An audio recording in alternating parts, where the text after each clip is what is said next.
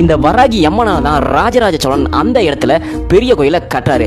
இது எந்த அளவுக்கு உண்மைன்னு சொல்லி கீழே கமெண்ட் பண்ணுங்க. ஒரு ராஜராஜ சோழன் வெளியில போகும்போது அந்த இடத்துல ஒரு பன்றி பயங்கரமா ராஜராஜ சோழனை பார்த்து முறைச்சிட்டு நின்றுட்டு இருக்கு. ஸோ ராஜராஜ சோழன் திரும்ப முறைச்சிட்டு அந்த பன்றியை துரத்தும் பொழுது அந்த பன்றி வேகமா ஓட ஆரம்பிச்சிருக்கு. ஸோ ஓட ஆரம்பிச்சு ஒரு மிகப்பெரிய ஒரு மைதானத்தில் போய் அந்த பன்றி நின்றுட்டு அந்த இடத்துலயே உட்காந்துருக்கு, படுத்திருக்கு. அந்த பன்றியை எவ்வளவு விரட்டியும் அது கொஞ்சம் கூட நகரவே இல்லை. கொஞ்ச நேரத்தில் அந்த பன்றி என்ன பண்ணிருக்குன்னா அந்த இடத்துல குழி தோண்ட ஆரம்பிச்சிருக்கு. ஸோ ராஜராஜ சோழனுக்கு ஒண்ணுமே புரியாம அங்கிருந்து கிளம்பி மாளிகை போய் அவரோட ஜோதிடர்களை கூப்பிட்டு இப்படி நடந்ததை சொல்லி விசாரிக்கிறாரு. ஸோ அங்க இருக்க ஜோதிடர்களும் அதை கணிச்சு என்ன சொல்றாங்கன்னா, நீங்க ரொம்ப நாளா கோயில் கட்டுறதுக்கு இடம் தேடிட்டு இருக்கீங்க. ஸோ வராகி அம்மனே உங்களுக்கு வந்து அந்த இடத்த சூஸ் பண்ணி கொடுத்துருக்காங்க. அந்த இடத்த நீங்க கோயில் கட்டினீங்கன்னா ரொம்ப நாள் வச்சுட்டாங்க, அந்த கோயில் அங்கேயே நிற்கும் அப்படின்னு சொல்லியிருக்காங்க. ஸோ ராஜராஜ சோழன் என்ன பண்ணிருக்காங்கன்னா முதல்ல அந்த இடத்துல வராகி அம்மனுக்கு கோயிலை கட்டிட்டு அதுக்கப்புறம் தான் அந்த இடத்துல சிவன் கோயிலையே எழுப்புறாங்க. அதுவும் எல்லா கோயிலுமே முதல்ல விநாயகரை கும்பிட்டுட்டு அதுக்கப்புறம் தான் மெயின் கடை போய் கும்பிடுவாங்க. இந்த தஞ்சை பெரிய கோயிலில் மட்டும் வராகி அம்மனை